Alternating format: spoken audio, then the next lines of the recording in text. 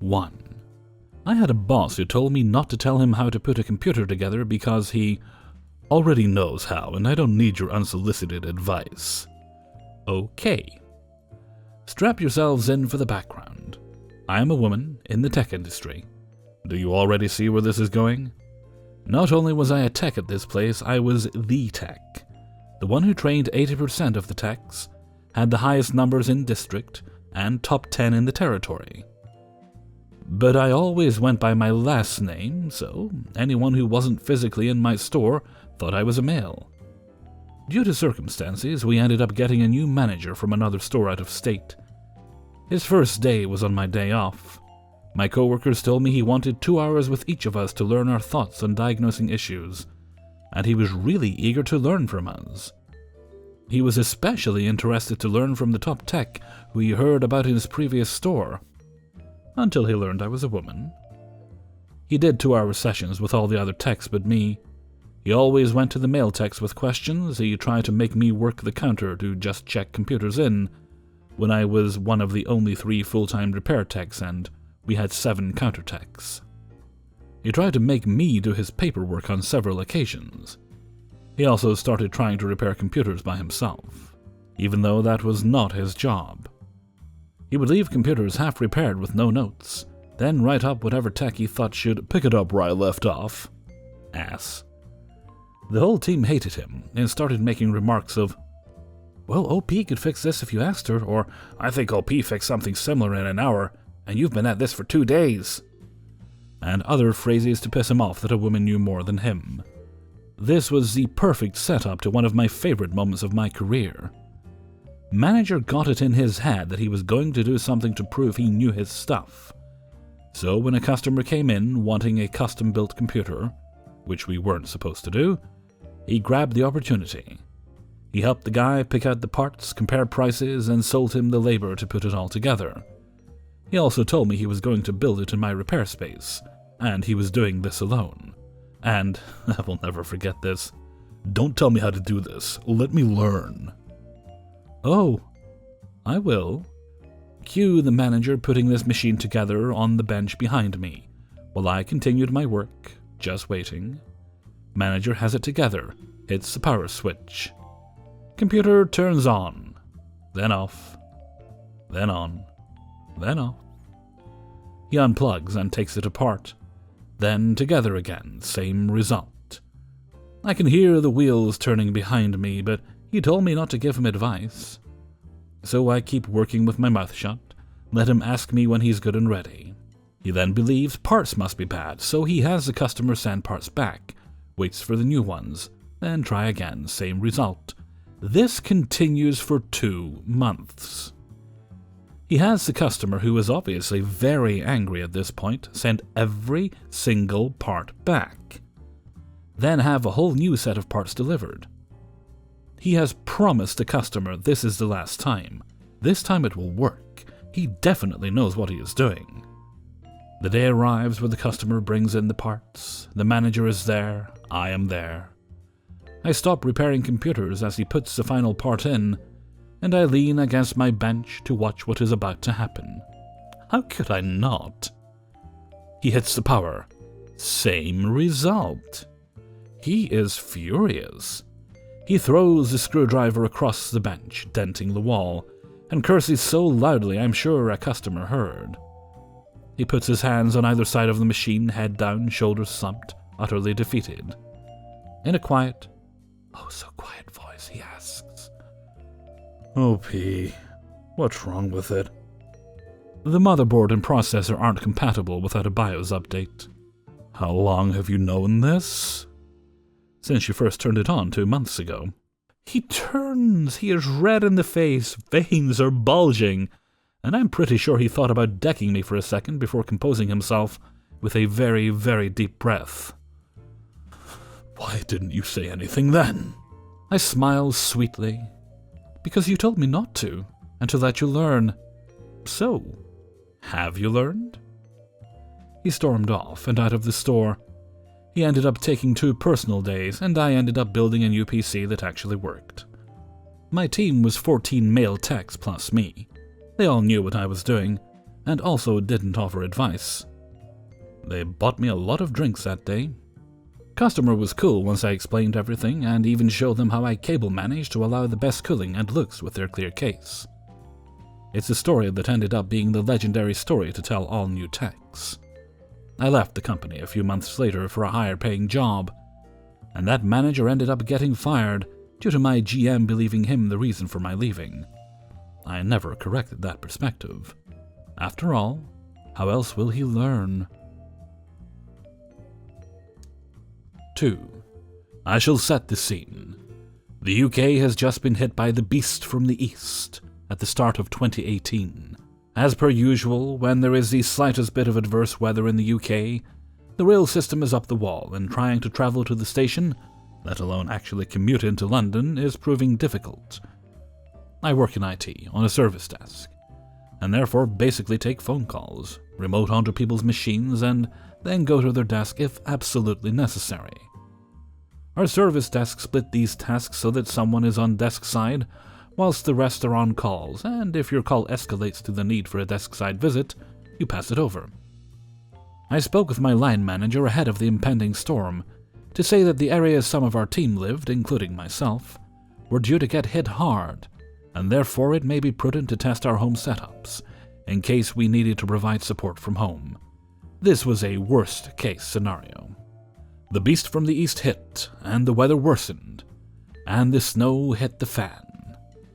Monday morning, I wake up to a wall of white and call my manager to say that I will struggle to make it to the station, let alone the office. A quick check of the rail website reveals cancellations and delays galore. Manager says not a problem. She has had some other calls of the same nature and has asked that I get logged in remotely to handle calls and resolve issues remotely where possible. Some of our team live in central London and have managed to make it into the office, so they will handle desk-side visits. This same setup continues on Tuesday and Wednesday as well. It works well. The people at home answer the phone calls and take care of what they can, whilst passing anything they can't to the people in the office to do local visits. There aren't a huge amount of people in the office due to the weather conditions anyway. Over the Tuesday and Wednesday, I hear rumblings that the head of IT, my manager's manager, is unhappy with the fact that some of the service desk are getting to work from home. And I've been keeping an eye on the weather and the train situation, and neither has improved a great deal. Thursday morning, there has been no extra snow overnight, and my train company declares that they can run some extra services. But they will still be limited, and they will be slow trains, so delays are expected. However, the road conditions to get to my local station are still abysmal, so I call my manager again and say trains are getting there, but the roads are still rubbish. Happy for me to man the phones from home again today, and she is fine with that, as expected. I head downstairs, get logged in nice and early, and start helping out. I know that my manager is doing me a favor by not forcing me to come in, and so I am happy to do her a favor and help out where I can. Then, at around 9 a.m., I get a call from my manager stating that, "You need to come into work now. Head of IT has decided that if he can make it into the office, so can everyone else. If he can't, you need to take a holiday." Cue malicious compliance. A couple of my colleagues who live real far say they cannot make it into work, so they take holiday. I don't really fancy using my holidays since the head of IT is being unreasonable, so I say that I will head in. I tell my manager that I don't know how long it will take me, and she says, "That's fine, I'll see you when you get here." So I sign out of my computer, and I get myself booted and wrapped up, and head out into the cold, 9:15 a.m. I haven't prepared my car at all this week, so it is covered in snow and has been sitting cold. So I start clearing the windshield and the sides and then start on the roof. Need to make sure the car is clear of snow before heading off to be safe for myself and others. Once all the snow is clear, I start her up and let her idle for a little while. Don't want to cause damage to my car setting off from cold, and this allows the inside to get warm and the windscreen to clear off fully. 9:45 a.m. I set off for the station. The roads are, as presumed, terrible. I can't drive at anywhere near normal speed, and considering it is now 10 a.m., the roads are busier than when I leave for work normally. My normal 15-minute drive turns into an hour. and I can't even make it to my normal parking area, as the roads are even worse there than where I started. 11 a.m., I abandon the car and start walking. It's slippery, even in heavy-duty boots, so I take my time. No point injuring myself trying to get to work. As I get closer to my station, the pathways clear up as they have gritted, thankfully. 11:30, I get to the station. This is normally a 20 to 25 minute journey. The trains are buggered. All reports that I had seen about them being back to relative normality is bullshit. There are lots of people milling around waiting for a train, and a quick chat with the station staff reveals the last one came in an hour ago, and there isn't another one in sight at the moment. I knew this moment was coming, so I find a seat, pull out my thermos, and get to waiting. A train finally arrives at 1 p.m., set to head into London. Normally a 45-minute journey. The poor soul driving the train apologizes for the delays, and warns us that despite stopping at less stations, we are still in for a journey. I won't bore you with the particulars, but when he said we were in for a long one considering the weather, I thought he did quite well. We got to our station in London for 3:30 p.m. Luckily for me, my office was just around the corner from the station, so I rocked up at 3:45 p.m. I got settled in and logged in, said hello to my colleagues and manager, and then had a look at the time. Would you look at that? It's 4 p.m. I started at 8 a.m., so I finish at 4 p.m. So I logged out, said bye to my colleagues and my manager, and started the trip home. To answer some questions that I'm sure will come out of this, my manager was chill. She knew my personality and knew exactly what I was going to do, and I knew she would have my back. My colleagues found it hilarious. The head of IT was less than impressed. He had a meeting with my manager that day, and she basically told him to stuff it, as the service desk was hers to manage, and we all went back to work from home on the Friday, and some days the next week till the weather cleared up. My colleagues who took holiday got their holidays back, thanks to my manager. I got home at about 10 p.m. that night, because everyone trying to leave London was a nightmare. 3. So this happened when I was in my late teens, 17 if I recall correctly, and was still living with my mum. During this time, she had gone through a divorce with my stepdad. Let's just call him Richard. As the name applies, Richard was a real, Richard. He was smug, arrogant, saw himself smarter than everyone else, and when he gets upset, he can be a real devious bastard. Now, Richard was still living with us, as the house he was going to move in was still unlivable. So he would put on the charm, trying to get my mother to take him back, but that ship had sailed a long time ago. All while moving his stuff into his van. Very, very slowly. One day I am sitting in the dining room eating my lunch when I hear my mum and Richard arguing about something. I only recently learned that they were arguing about how the house he was meant to be moving into that was unlivable was actually very much livable. They were going back and forth as they moved their argument into the dining room. I'm just sitting there, just eating my sandwich. My mother is angry.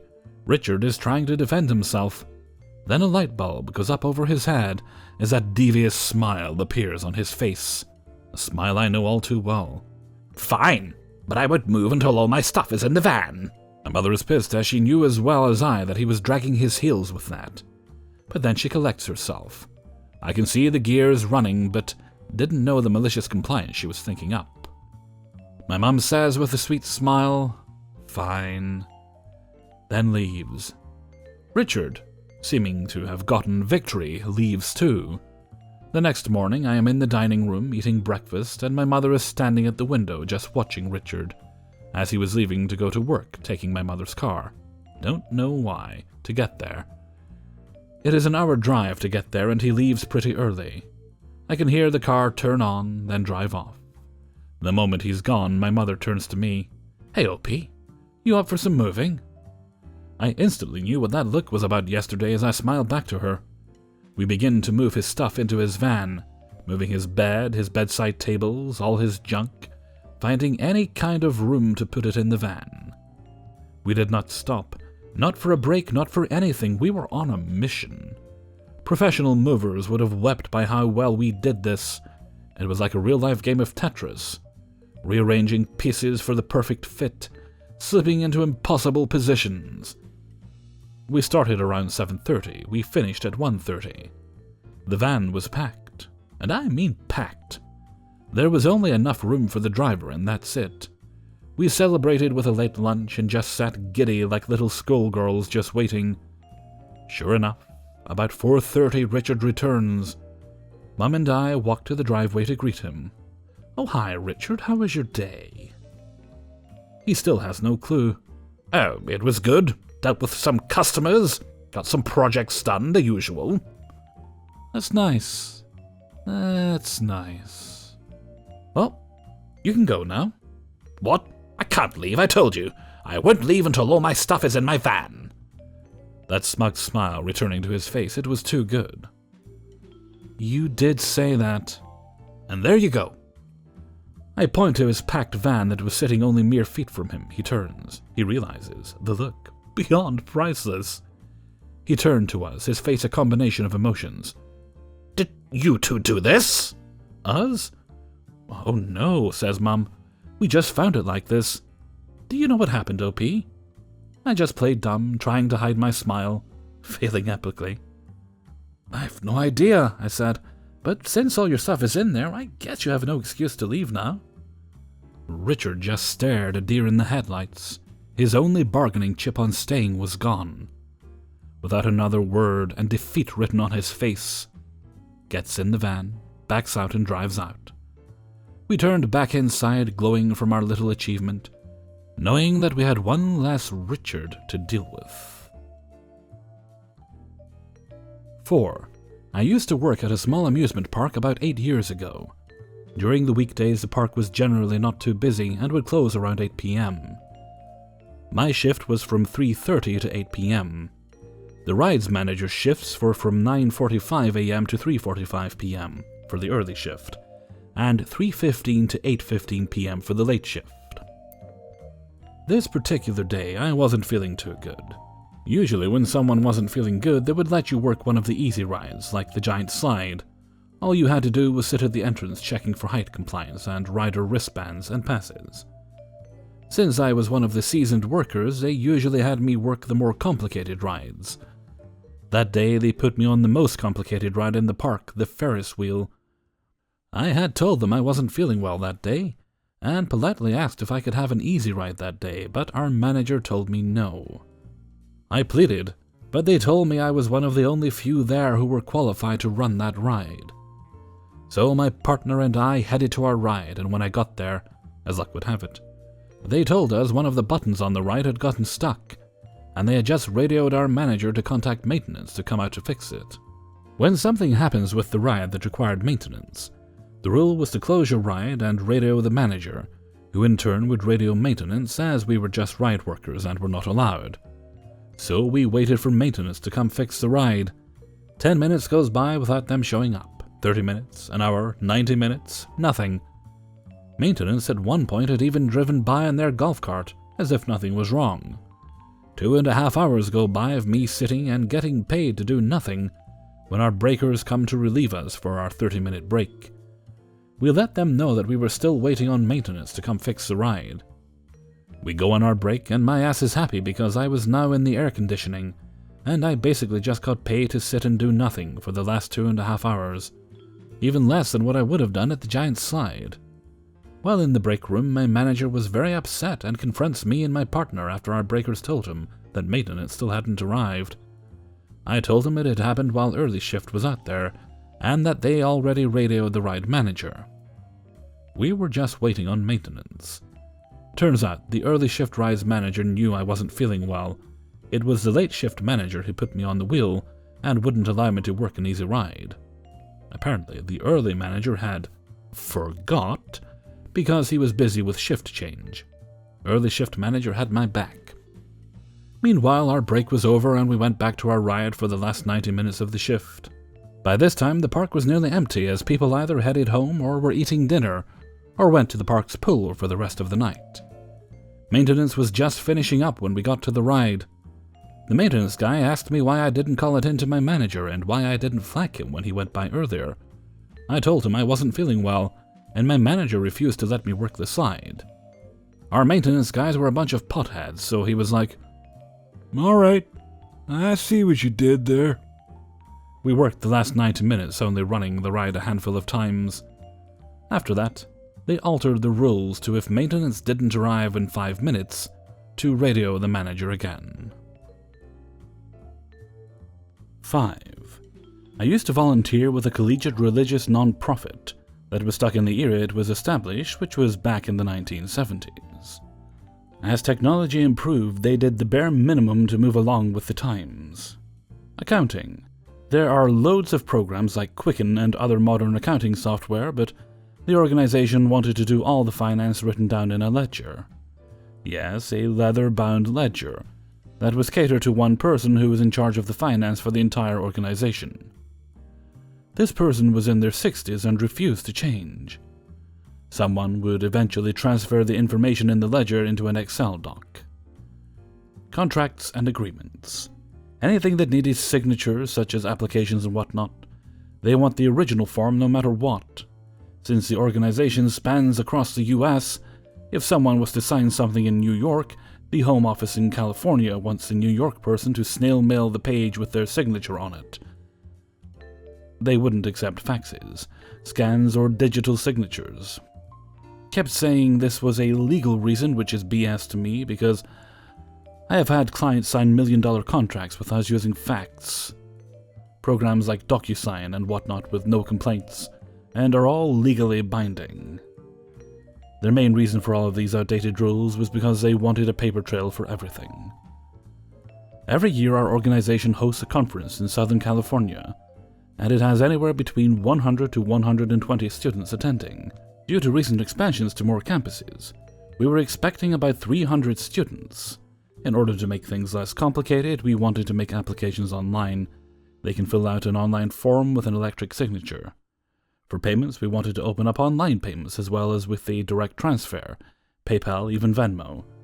Some students couldn't afford to go, so the organization offered scholarships to pay for the trip for them, but could only give 2 or 3 scholarships per campus. This required another application that we also wanted to bring online. All of those suggestions were denied for many reasons. Accounting wanted physical checks. Contracts wanted physical signatures because insurance won't accept electronic signatures.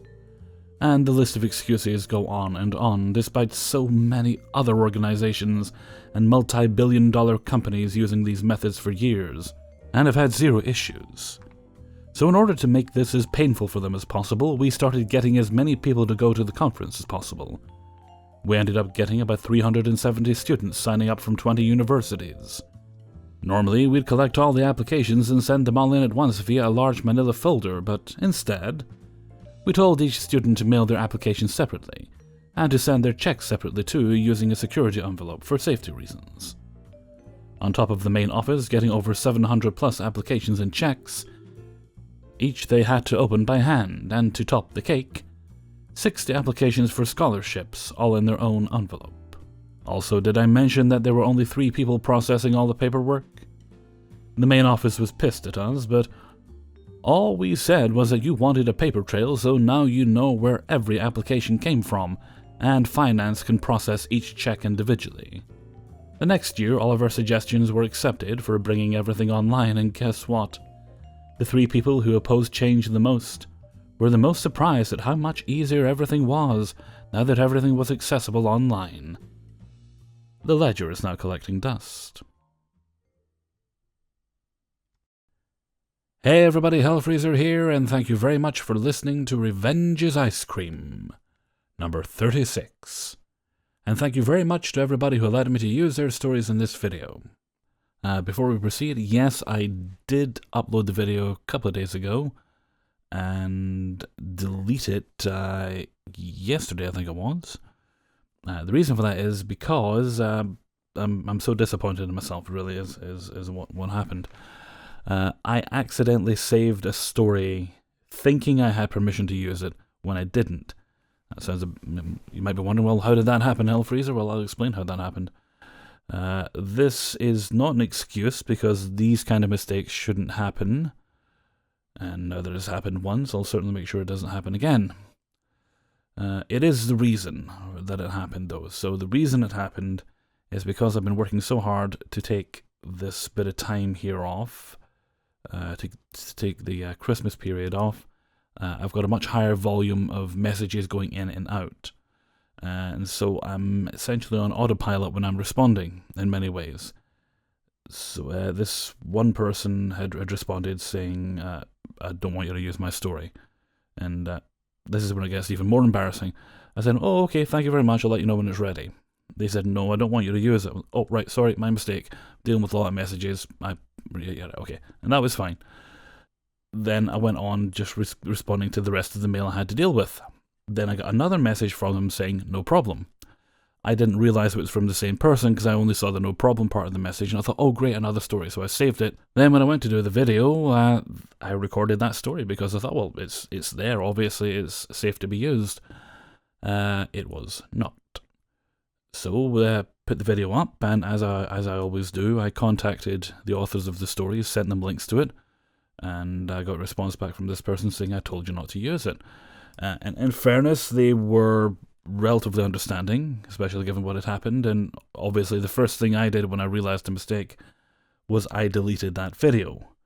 And the reason it hasn't been up sooner is because, well, yeah, I had to make 8 videos yesterday, and I've got a few to make today. But I did want to get it fixed. I wanted to get a story that actually belonged in there.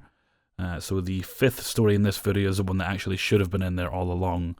The story with the envelopes and the malicious compliance there. Okay, and with that, I'm going to wrap up there, so until next time, thank you very much for listening, and take very good care of yourselves.